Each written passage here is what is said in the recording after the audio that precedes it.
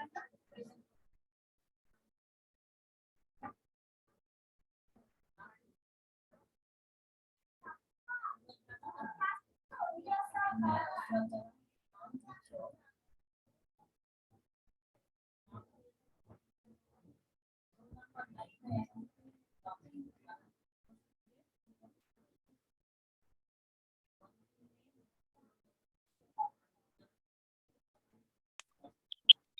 ওয়ালাইকুম আসসালাম।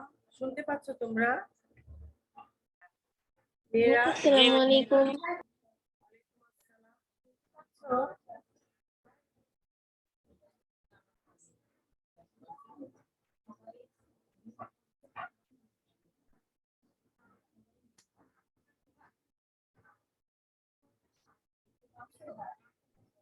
তোমরা কি সবাই শুনতে পাচ্ছ আমার কথা? জি মিস। Thank you. সবাই কেমন আছো? জি মিস, আলহামদুলিল্লাহ ভালো। মিস আপনি কেমন আছেন? আলহামদুলিল্লাহ ভালো আছি। সবাই একটু জয়েন হয়ে নামগুলো চ্যাট বক্সে দিয়ে দাও।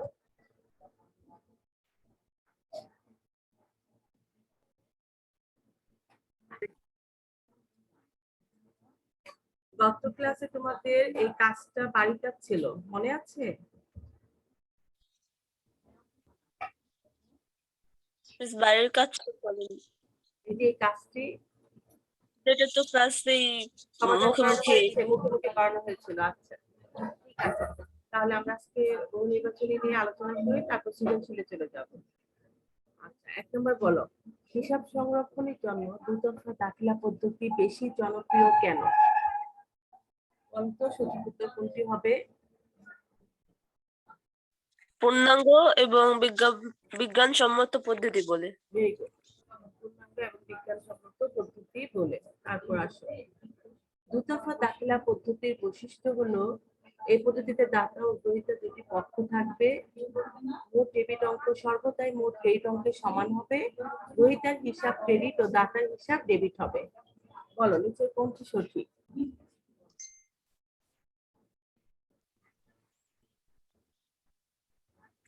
মিস তিনটাই। ঘ নাম্বার। ভালোভাবে খেয়াল করে বলো তো।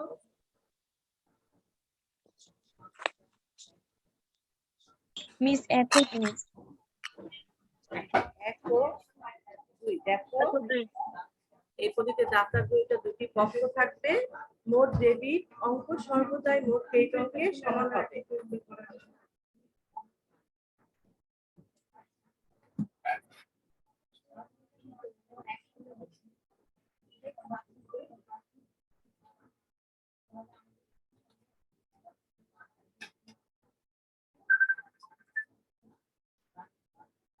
এখন দেখো,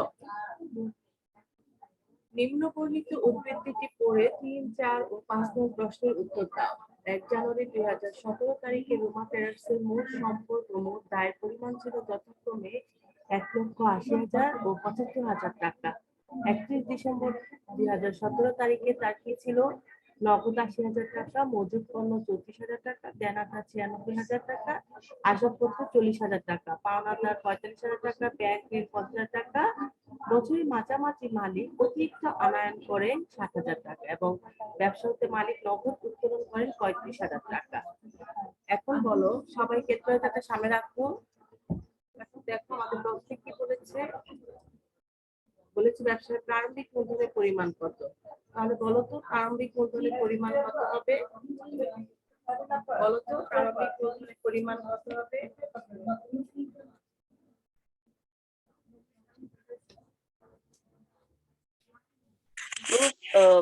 1,05,000 টাকা। 1,05,000 টাকা। কিভাবে বলো তো, কিভাবে পেলে? প্রারম্ভিক মোট সম্পদ থেকে প্রারম্ভিক মোট দায় বিয়োগ করে। হ্যাঁ, আমাদের প্রারম্ভিক মোট সম্পদ আছে 1,80,000 টাকা আর প্রারম্ভিক মোট দায় আছে 75,000 টাকা। 1,80,000 টাকা থেকে 75,000 টাকা আমরা মাইনাস করে পাবো কত? 1,05,000 টাকা। তাহলে আমাদের সঠিক উত্তরটি হচ্ছে ক। এখন আসো সমাপনী দায়ের পরিমাণ কত বলো তো? সমাপনী দায়ের পরিমাণ কত হবে? 31 ডিসেম্বর 2017 তারিখে এখানে সমুদ্র এবং দায়ের পরিমাণ দেওয়া আছে। এখান থেকে দেখে বলো সমাপনী দায়ের পরিমাণ কত হবে?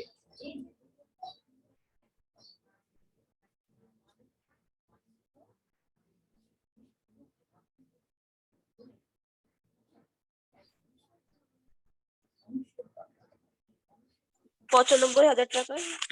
50,000 টাকা। কি কি বলো তো? এই যে পাওনাদার 45,000 ব্যাংক টাকা আর ব্যাংকের হচ্ছে 50,000 টাকা, এই হচ্ছে 95,000 টাকা। আর আমাদের সঠিক উত্তর হচ্ছে খ অপশন। চ্যাট বক্সে নাম নোটটা দিয়ে দাও। তোমরা পার্টিসিপেন্ট 14 জন, কিন্তু চ্যাট বক্সে 4 জন দেখাচ্ছে। তোমরা জয়েন হয়ে সাথে সাথে চ্যাট বক্সে নাম নোট দিয়ে দিবে।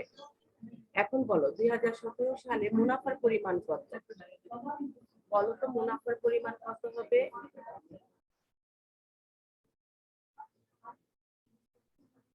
মুনাফার পরিমাণটা কত হবে বলো?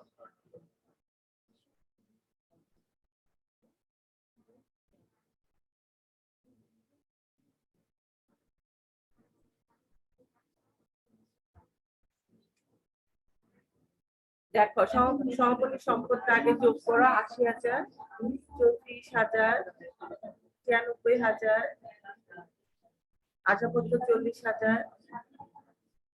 এই সমাপনী সম্পদগুলো যোগ করো।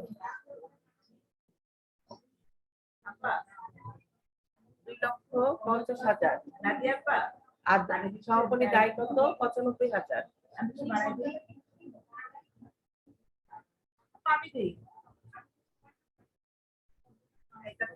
1,55,000 টাকা হচ্ছে আমাদের সমাপনী মূলধন।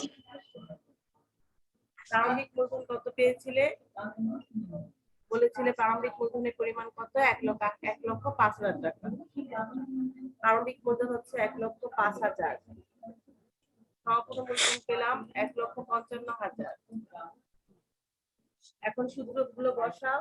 আমরা গত ক্লাসে করেছিলাম যে সমাপনী মূলধনের সাথে আমরা উত্তোলন যোগ করব। এখানে দেখো উত্তোলন হচ্ছে 35,000 টাকা। 1,90,000 টাকা হলো। আর অতিরিক্ত মূলধনের সাথে আমরা প্রারম্ভিক মূলধন যোগ করব। অতিরিক্ত মূলধন দেখো 60,000 টাকা। তাহলে 1,65,000 টাকা। 1,90,000 টাকা থেকে 1,65,000 টাকা মাইনাস করব। তাহলে কত পেলাম দেখো? আমাদের এখানে অপশন আছে কত?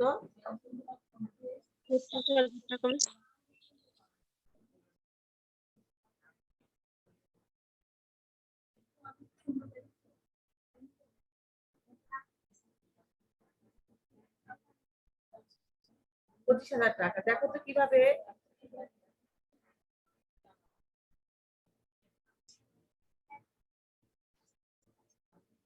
সবার সামনে ক্যালকুলেটরটা আছে, একটু খেয়াল করো তো। এখানে দেখো তো সমাপনী সম্পদের পরিমাণ কত হবে মেয়েরা?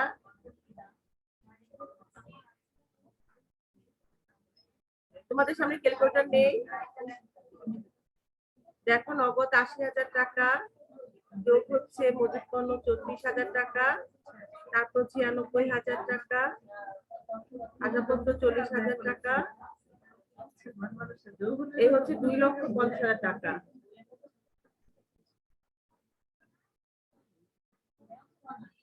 আর সমাপনী দায় কত? 95,000 টাকা। তাহলে কত হলো? 1,55,000 টাকা। 1,55,000 টাকার সাথে আমরা 25,000 টাকা যোগ করে পাবো 1,90,000 টাকা। আর এদিকে কি হচ্ছে? 1,05,000 টাকা আমরা পেলাম। 1,80,000 টাকা থেকে মাইনাস করেছি 75,000 করে পেলাম কত? 1,05,000। 1,05,000 সাথে আমরা কি করব? প্রারম্ভিক মূলধনের সাথে অতিরিক্ত মূলধনটা আমরা যোগ করব। অতিরিক্ত মূলধন হচ্ছে আমাদের 60,000 টাকা। তাহলে কত হলো? 1,65,000 টাকা। 1,90,000 টাকা থেকে 1,65,000 টাকা মাইনাস করে আমরা পেলাম কত? 25,000 টাকা। তাহলে দেখো আমাদের সঠিক উত্তর হচ্ছে মুনাফা 25,000 টাকা। সবাই করেছো মেয়েরা? জি মিস। কত আসছে? মুনাফা 25,000 টাকা আসছে। জি মিস। আমি আবার বলছি, একটু খেয়াল করো সবাই। আমরা এখানে প্রারম্ভিক সম্পদ পেয়েছি, দেওয়া আছে এখানে। প্রারম্ভিক সম্পদ হচ্ছে 1,80,000 টাকা, প্রারম্ভিক দায় হচ্ছে 75,000 টাকা। সম্পদ থেকে দায় মাইনাস করে আমরা মূলধনের পরিমাণ পেয়েছিলাম 1,05,000 টাকা, তোমরা বলেছো। তারপর হচ্ছে এখানে সমাপনী সম্পদ এবং দায় দেওয়া আছে। সমাপনী সম্পদের পরিমাণ আমরা পেয়েছি 2,50,000 টাকা এবং সমাপনী দায় পরিমাণ পেয়েছি 95,000 টাকা। সমাপনী সম্পদ থেকে দায় মাইনাস করে আমরা সমাপনী মূলধন পেয়েছি 1,55,000 টাকা। এখন আমাদের সূত্রটা কি? আমাদের সূত্রটা হচ্ছে সমাপনী মূলধনের সাথে আমরা উত্তোলনটা যোগ করব। তাহলে সমাপনী মূলধন 1,55,000 থেকে সাথে 35,000 যোগ করে পাবো 1,90,000 টাকা। আর এখানে প্রারম্ভিক মূলধন যেটা পেয়েছি 1,05,000 টাকা, সেটার সাথে উত্তোলন যোগ করে পাবো, সরি প্রারম্ভিক বছরের মাঝে মাঝে অতিরিক্ত মূলধন যোগ করে পাবো হচ্ছে 1,65,000 টাকা। 1,90,000 টাকা থেকে 1,65,000 মাইনাস করে আমরা পাবো হচ্ছে 25,000 টাকা। এই হচ্ছে আমাদের সঠিক উত্তর, 25,000 টাকা মুনাফার পরিমাণ। এখন বলো, একতরফা দাখিলা পদ্ধতিতে সাধারণত কোন শ্রেণীর হিসাব সংরক্ষণ করা হয়? এটা সঠিক উত্তর কি হবে?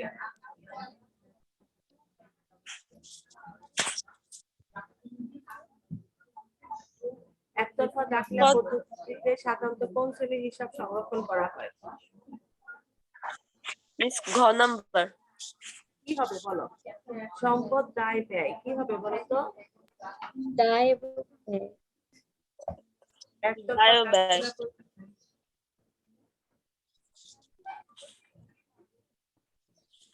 সম্পদ একতরফা দাখিলা করতে সাধারণত কোন শ্রেণীর হিসাব সংরক্ষণ করা হয়? এই বইতে কিছু সম্পদ ও দায় হিসাব সংরক্ষণ করা হলেও আয় ও ব্যয় হিসাবগুলো সংরক্ষণে গুরুত্ব দেওয়া হয় না। তার মানে সম্পদ আর দায়। অপশন হবে 1 আর 2। সঠিক উত্তর হচ্ছে ক।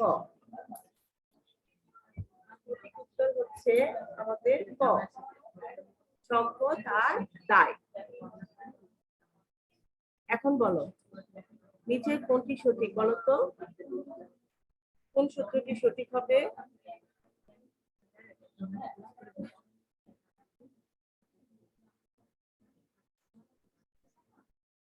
নিচে কোনটি সঠিক দেখো।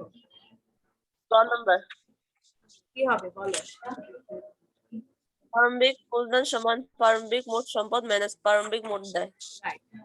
আচ্ছা, তোমরা কে কে এখনো চ্যাট বক্সে নাম রোলটা দাওনি? এখানে পার্টিসিপেন্ট দেখাচ্ছে 17 জন, কিন্তু চ্যাট বক্সে 12 জন। এখনো যারা দাওনি একটু দিয়ে দাও, আমি এখান থেকে তোমাদের অ্যাটেন্ডেন্সটা নেব। আর্থিক বিবরণী খসড়া স্বরূপ ব্যবহার করা হয়, কোনটি ব্যবহার করা হয় বলো তো? আর্থিক বিবরণী খসড়া স্বরূপ কি ব্যবহার করা হয় বলো তো? কার্যপত্র। আর্থিক বিবরণী খসড়া স্বরূপ কার্যপত্র ব্যবহার করা হয়। এখন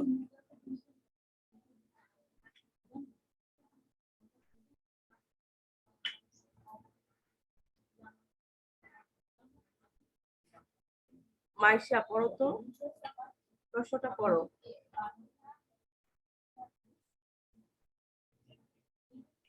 মিস 7 নাম্বার। প্রশ্নটা পড়ো। স্ক্রিনে কি দেখতে পাচ্ছ মা? কবি অ্যান্ড ট্রেডার্স দুতরফা দাখিলা পদ্ধতি অনুসারে যথাযথভাবে প্রতিটি হিসাবের বই সংরক্ষণ করে থাকেন। 2017 সালের ডিসেম্বর মাসে ব্যবসায় সংগঠিত লেনদেনগুলো নিম্নরূপ। ডিসেম্বর 1, নগদ অর্থ 15 লাখ টাকা মূলধন ব্যবসায় আনা হলো। ডিসেম্বর 12, 2,50,000 টাকার কাপড় ধারে ক্রয় করা হলো। ডিসেম্বর 23 নগদে 60,000 টাকার আসবাবপত্র ক্রয় করা হলো। ডিসেম্বর 24 ম্যানেজার শাকিলাকে বেতন প্রদান করা হলো 48,000 টাকা, ভাউচার নং 102। ডিসেম্বর 30 নগদে কমিশন প্রাপ্তি 8,500 টাকা। ডিসেম্বর 31 5% বার্তায় চেক দ্বারা পণ্য ক্রয় 1,20,000 টাকা। এখন বলো ডিসেম্বর মাসে মোট কত টাকার পণ্য ক্রয় করা হয়েছে? ডিসেম্বর মাসে মোট কত টাকার পণ্য ক্রয় করা হয়েছে কে বলতে পারবে তোমাদের মধ্যে?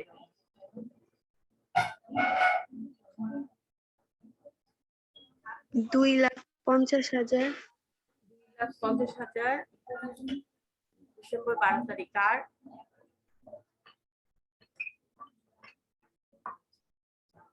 আর নেই কোনো ক্রয়?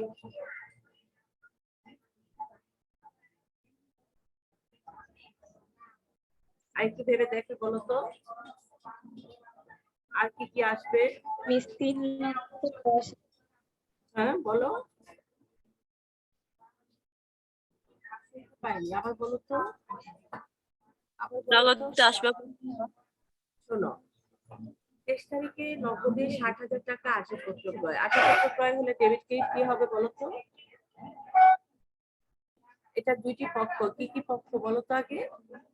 প্রতিটি লেনদেনে দুইটি পক্ষ থাকে। হ্যাঁ আসবাবপত্র হিসেব ডেবিট, নগদ এন্ড ক্রেডিট। হ্যাঁ, তাহলে আসবাবপত্র হিসাব ডেবিট, নগদান হিসাব ক্রেডিট, দুটি পক্ষ। এখানে কি ক্রয় আসছে? কি হয়েছে হিসাব সমীকরণে কি প্রভাব পড়েছে? আসবাবপত্র হচ্ছে সম্পদ, একদিকে সম্পদ বৃদ্ধি পেয়েছে, আসবাবপত্র কিনতে গিয়ে কারবার থেকে নগদ অর্থ চলে গেছে, অন্যদিকে সম্পদ হ্রাস পেয়েছে। তাহলে হিসাব সমীকরণে এই উপাদানের উপর প্রভাব পড়েছে। এখানে তাহলে ক্রয় এসেছে, ক্রয় তো হিসাব সমীকরণের ব্যয় উপাদান। দেখো আসবাবপত্র ক্রয় সম্পদ, ক্রয় কোনটি হবে? ডিসেম্বর 21 5% বার্তায় রাইট, চেক দ্বারা পণ্য ক্রয়। 5% বার্তায় চেক দ্বারা যে পণ্য ক্রয়, এটি ক্রয়। ক্রয়টা ভালোভাবে খেয়াল করো, আমি আবারও বলছি বিক্রয়ের উদ্দেশ্যে যেটা ক্রয় করা হবে সেটাই প্রতিষ্ঠানে ক্রয় হিসাবে গণ্য করা হবে, আর ব্যবহারের উদ্দেশ্যে যেটা ক্রয় করা হবে সেটা সম্পদ হিসাবে গণ্য করা হবে। বুঝতে পেরেছো? তাহলে আসো আমরা লিখি এখন ডিসেম্বর 1 ডিসেম্বর মাসে মোট ক্রয়ের পরিমাণ নির্ণয়। সবাই লিখো। সবার সামনে কি খাতা সবকিছু তোমরা নিয়ে বসেছো ক্লাসে? ক্যালকুলেটর নিয়ে বসতে এতক্ষণ সময় লাগতো না আমাদের অবজেক্টিভের ওই অঙ্কটা করার জন্য। তোমরা প্লিজ অ্যাকাউন্টিং ক্লাসে খাতা কলম ক্যালকুলেটর সবকিছু নিয়ে বসবে কিন্তু। ঠিক আছে, দেখো এখন লিখো 2017 ডিসেম্বর 1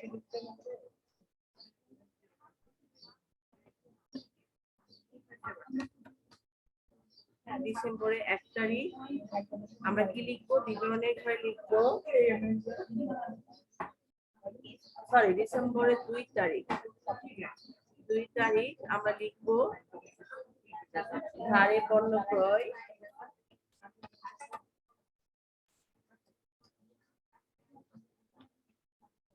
ধারে।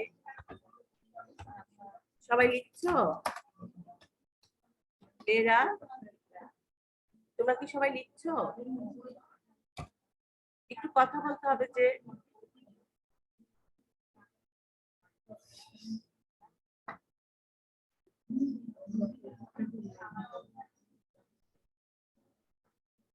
শোনো তোমাদেরকে ক্যামেরাটা অফ করতে বলা হয় না, কারণ এক এক বাসায় এক এক রকম সিচুয়েশন, এটার জন্য।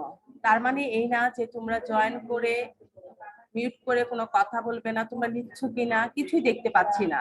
মেয়েরা রেসপন্স করো, তোমরা কি লিখছো? জি মিস। এখানে 18 জন পার্টিসিপেন্ট দেখাচ্ছে।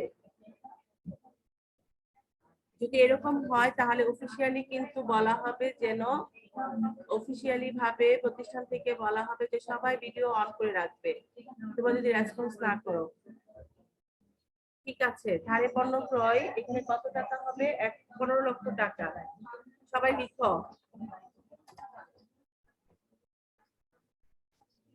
তারপর ডিসেম্বর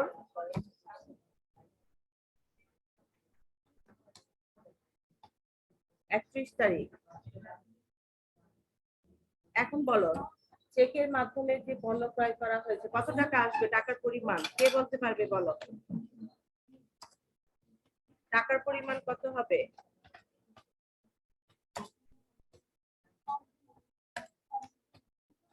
চেকের মাধ্যমে পণ্য ক্রয়, হ্যাঁ বলো, টাকার পরিমাণ কত মিস হবে? ধারে পণ্য ক্রয় তো 2,50,000 টাকা।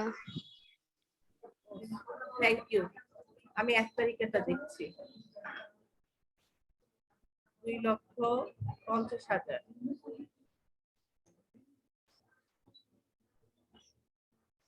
এখন বলো, চেকের মাধ্যমে পণ্য ক্রয় কত আসবে টাকা?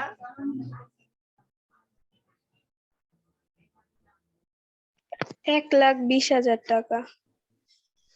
1,20,000 টাকা। সবাই কি একমত? চেকের মিস মাধ্যমে পার্থ বলো, সবাই কি একমত? নো ম্যাম, 1,14,000 টাকা। রাইট। দেখো ব্র্যাকেট আমরা দেখিয়ে দিচ্ছি, 1,20,000 টাকা ছিল। সেখান থেকে আমাদের কারবারি বার্তা হচ্ছে 5%। কারবারি বার্তা পেলাম আমরা কত? 5%। 6,000 টাকা, 5%। তাহলে কত হলো? 1,14,000 টাকা। 1,14,000 টাকা। তাহলে বলো মোট ক্রয় পরিমাণ তাহলে কত হলো? 3,64,000 টাকা। Very good. 3,64,000 টাকা। আমরা 2 দাগ দিয়ে কি করব? ক্লোজ করে দেব।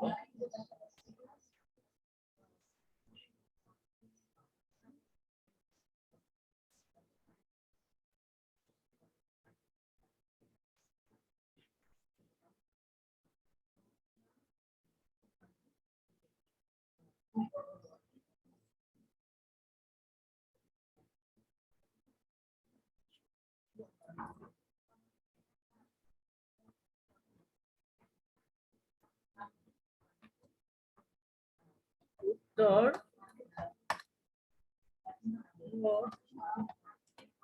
ক্রয়ের পরিমাণ 3,64,000 টাকা। সবার হয়েছে? আমরা পরের জি অঙ্কে যাব। মিস। পরের অঙ্কে যাব। জি মিস। তাহলে দেখো খ প্রশ্নে কি বলছে? কপি এন্ড ছবি ট্রেডার্সের উপযুক্ত লেনদেনে ডেবিট ও ক্রেডিট নির্ণয় করো। আচ্ছা, এখন বলো, ডিসেম্বর 1 তারিখ নগদ 15 লাখ টাকা মূলধন ব্যবসায় আনা হলো, কি হবে? Debit credit? নগদ হিসাব ডেবিট, মূলধন হিসাব ক্রেডিট। আচ্ছা, কে বলেছো বলো তো? আমি মাহমুদ ইসলাম রিয়া। রিয়া। রিয়া অনেক ধন্যবাদ। রিয়া এই ক্লাসে বেশি রেসপন্স করছে, তোমাকে অসংখ্য ধন্যবাদ। ডিসেম্বর 12 তারিখ 2,50,000 টাকার কাপড় ধারে ক্রয় করা হলো, কি হবে বলো? ধারে ক্রয়, ডেবিট ক্রেডিট কি হবে বলো? ক্রয় হিসাব ডেবিট আর পাওনাদার হিসাব ক্রেডিট। পাওনাদার হিসাব। আচ্ছা, কে বলেছো? রিয়ার আগে কে বলেছো? জি ম্যাম, জুয়েরিয়া। আচ্ছা, বলো ক্রয় হিসাব ডেবিট, পাওনাদার হিসাব ক্রেডিট। ঠিক আছে। তারপর 23 তারিখ নগদে 60,000 টাকার আশাপত্র ক্রয়, বলো তো কি হবে? আসবাবপত্র হিসাব ডেবিট, নগদান হিসাব ক্রেডিট। হিসাব ডেবিট, নগদান হিসাব ক্রেডিট। Very good. তারপর দেখো 24 তারিখ ম্যানেজার শাকিলাকে বেতন প্রদান করা হলো 48,000 টাকা। বেতন হিসাব ডেবিট, মূলধন হিসাব ক্রেডিট। বেতন হিসাব ডেবিট, নগদান হিসাব ক্রেডিট। 30 তারিখ নগদে কমিশন প্রাপ্তি 8,500 টাকা, কি হবে?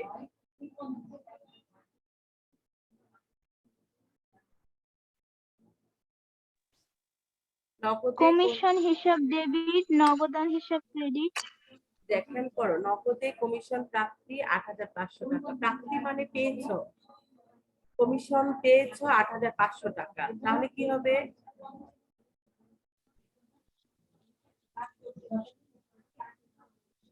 খেয়াল করো, কমিশন পেয়েছো তার মানে নগদ টাকা পেয়েছো, কারবারে নগদ টাকা আসছে, সম্পদ বৃদ্ধি পেয়েছে, এই জন্য নগদান হিসাব ডেবিট হবে, সম্পদ বৃদ্ধি পেয়েছে। আর কমিশন পেয়েছো তার মানে প্রতিষ্ঠানের জন্য এটি আয়, তাহলে আয় বৃদ্ধি পেলে কি হয়? ক্রেডিট হয়, তাহলে প্রাপ্ত কমিশন হিসাব কি হবে? ক্রেডিট হবে। সবাই বুঝতে পেরেছো? জি মিস। জি মিস। হ্যাঁ, নগদান হিসাব ডেবিট, প্রাপ্ত কমিশন হিসাব ক্রেডিট। 31 তারিখে বলো তো 5% পার্টটাইম চেক দ্বারা পণ্য ক্রয় 1,20,000 টাকা কি হবে? Debit credit? ক্রয় ক্রয় হিসাব ডেবিট, ব্যাংক হিসাব ক্রেডিট। হ্যাঁ, আর টাকা কত আসবে? টাকার পরিমাণটা কত আসবে? 1,20,000 টাকা আসবে। 1,14,000 টাকা। রাইট, 1,14,000 14,000 টাকা। Very good. তাহলে দেখো আমাদের কবি এন্ড ছবি ট্রেডার্সের ডেবিট ও ক্রেডিট নির্ণয়। আমরা এখানে কি লিখবো? আমরা এখানে লিখবো 2017 ডিসেম্বর 1 তারিখ, ডিসেম্বর 1 তারিখে হচ্ছে আমাদের নগদান হিসাব ডেবিট, সবাই একটু লিখো। তারপর হচ্ছে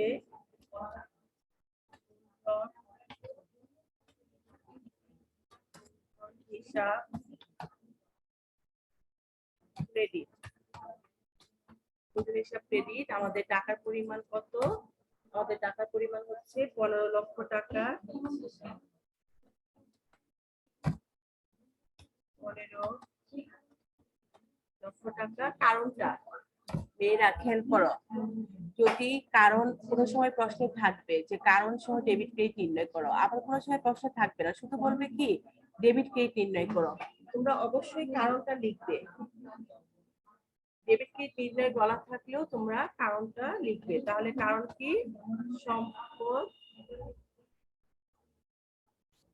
সম্পদ বৃদ্ধি পেয়েছে, বৃদ্ধি, আর এখানে মালিকানা সত্ত্ব বৃদ্ধি,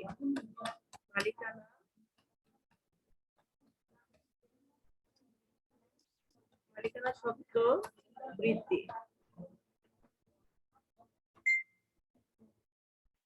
এই হচ্ছে আমাদের ডিসেম্বরের 1 তারিখের লেনদেন। এখন আমরা লিখবো হচ্ছে ডিসেম্বর 12 তারিখ। ডিসেম্বর 12 তারিখ হচ্ছে আমাদের হচ্ছে কি ক্রয় হিসাব ডেবিট, ক্রয় হিসাব ডেবিট, আর হচ্ছে কি মূলধন পাওনাদার, পাওনাদার কিংবা কি লিখতে পারো? প্রদেয়, প্রদেয় হিসাব।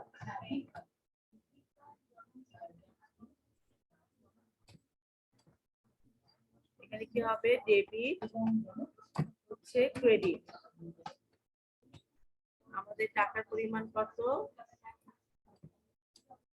টাকার পরিমাণ হচ্ছে 2,50,000 টাকা। এখন বলো তো কারণে কি লিখবো? ক্রয় হিসাব ডেবিট, পাওনাদার হিসাব ক্রেডিট। কারণটা কি বলতো? কেউ বলতে পারবে এখানে কারণে কি লিখবো? ধারে ক্রয় সম্পদ ক্রয় করা হয়েছে, তাই ব্যবসার সম্পদ বেড়েছে, তাই না না, ক্রয় হিসাবে সম্পদ না, খরচ বৃদ্ধি পেয়েছে, খরচ বৃদ্ধি ব্যয় পেয়েছে, বৃদ্ধি ও দায় ব্যয় বৃদ্ধি। বৃদ্ধি। আর কি হবে? হ্যাঁ, দায় বৃদ্ধি, ঠিক বলেছো, দায় বৃদ্ধি। এই হচ্ছে আমাদের কারণ। তারপর দেখো আমাদের 23 তারিখ, 23 তারিখ আমরা লিখবো হচ্ছে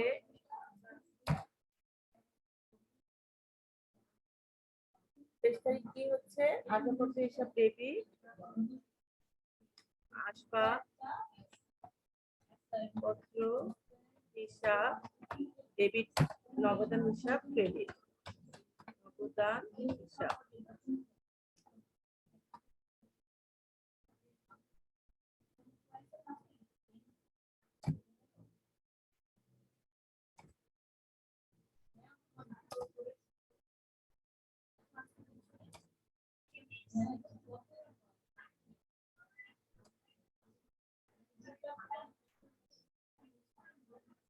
একটু ফাঁকা করে দেওয়া হলো তোমাদের বোঝার সুবিধার জন্য। তাহলে নগদান হিসাব ডেবিট, সরি আশাপত্র হিসাব ডেবিট, নগদান হিসাব ক্রেডিট, ডেবিট আর এটা হচ্ছে ক্রেডিট।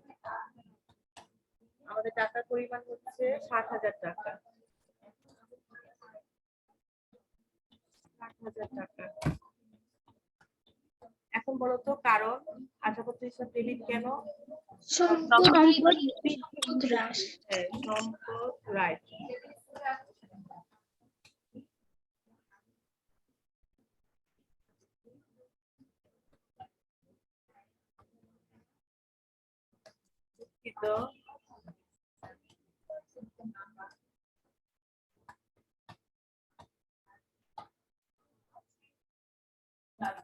সম্পদ বৃদ্ধি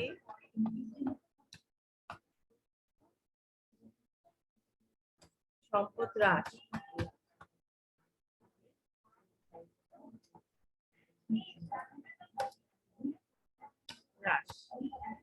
তারপর দেখো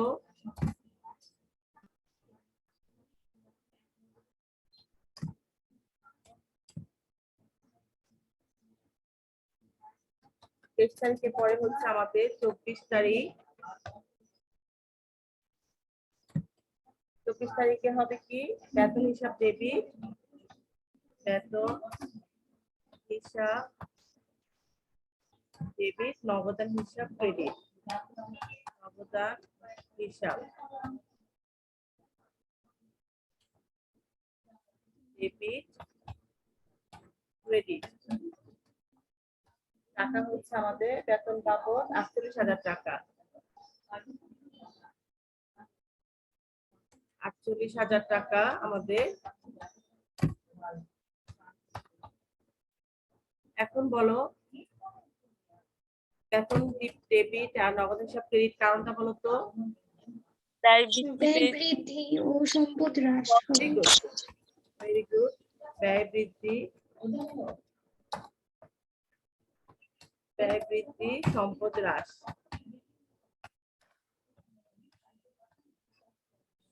সম্পদ হ্রাস, ব্যয় বৃদ্ধি, সম্পদ হ্রাস। এই হচ্ছে আমাদের 24 তারিখ লেনদেন। তোমরা কি সবাই লিখছো? জি মিস।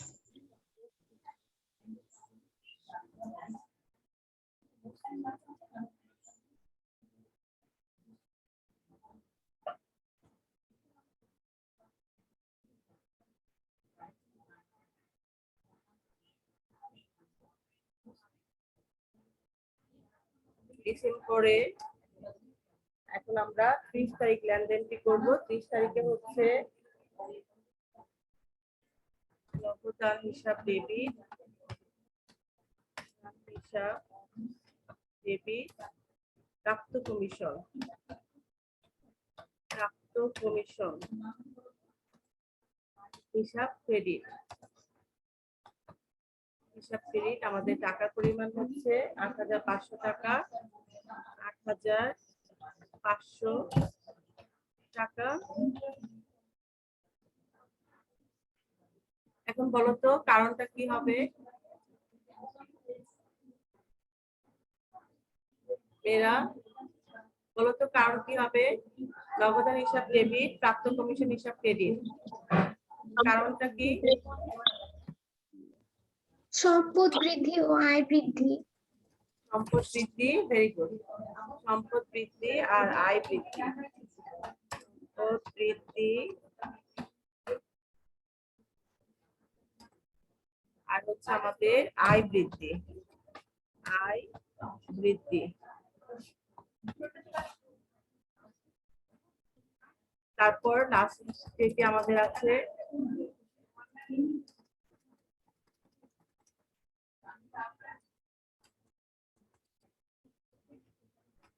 হচ্ছে আমাদের লাস্ট হচ্ছে 31 তারিখ। 31 তারিখে আমাদের হচ্ছে ক্রয় হিসাব ডেবিট, ক্রয় হিসাব ডেবিট, ব্যাংক হিসাব ক্রেডিট। বলতো টাকার পরিমাণ কত লিখবো? 1,14,000। Very good, 1,14,000। 1,14,000। এটা কিন্তু অনেকে ভুল করে, কাবের বাটাটা মাইনাস না করে টাকাটা বসিয়ে দেয়। তোমরা কিন্তু এরকম ভুল করবে না। এখন বলো কারণ কি? কারণটা কি লিখবো আমরা?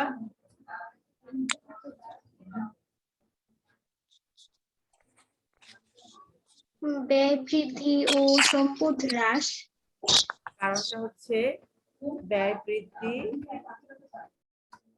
ভেরি গুড, ব্যয় বৃদ্ধি পেয়েছে আর সম্পদ কি হয়েছে? হ্রাস পেয়েছে।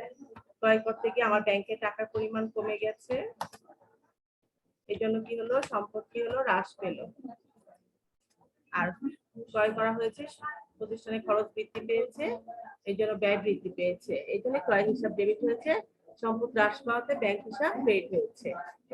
Very good. এখন দেখো আমাদের লাস্ট কোশ্চেন কি ছিল? কবি এন্ড ছবি ট্রেডার্স এর 24 ডিসেম্বর তারিখে লেনদেন অবলম্বনে একটা ভাউচার প্রস্তুত করো। মেয়েরা আমরা দুই ধরনের ভাউচার শিখেছি অধ্যায় 2 এ। একটি হচ্ছে ডেবিট ভাউচার, আরেকটি হচ্ছে ক্রেডিট ভাউচার। বলো তো 24 তারিখে লেনদেন অবলম্বনে কোন ভাউচারটা প্রস্তুত করতে হবে? ডেবিট ভাউচার না ক্রেডিট ভাউচার? বলো তো, কে বলতে পারবে?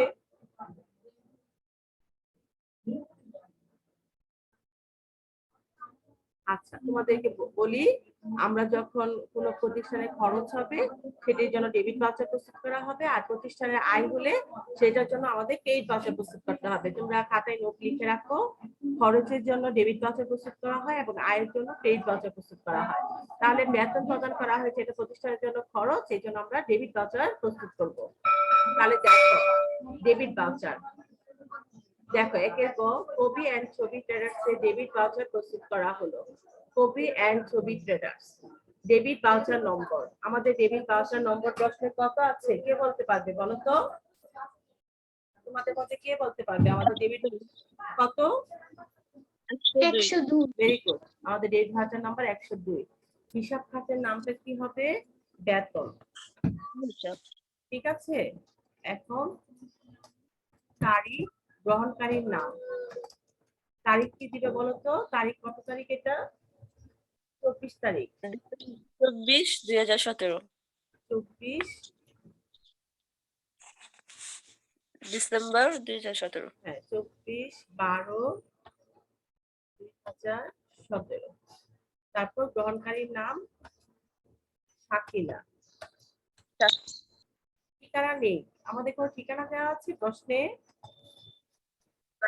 না থাকলে সব সময় আমরা ছকটা পরিপূর্ণ লিখবো, কিন্তু না থাকলে এরকম ডট ডট দিয়ে রাখবো। খেয়াল করো, যখন কোনো তথ্য দেওয়া না থাকবে তখন এরকম ডট ডট দিয়ে দিবে।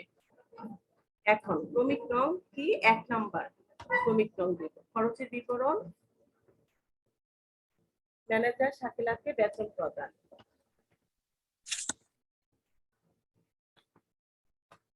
ম্যানেজার শাকিলাকে বেতন প্রদান। এই হচ্ছে বিবরণ। কত টাকা? বেতন হচ্ছে 48,000 টাকা। 48,000 টাকা।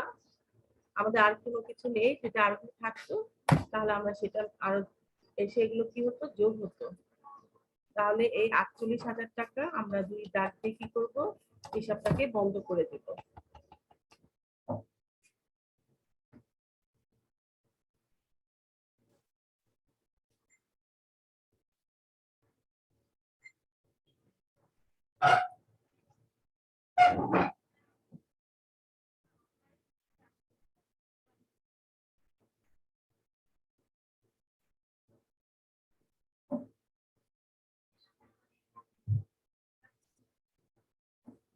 তাহলে দেখো এখানে আমরা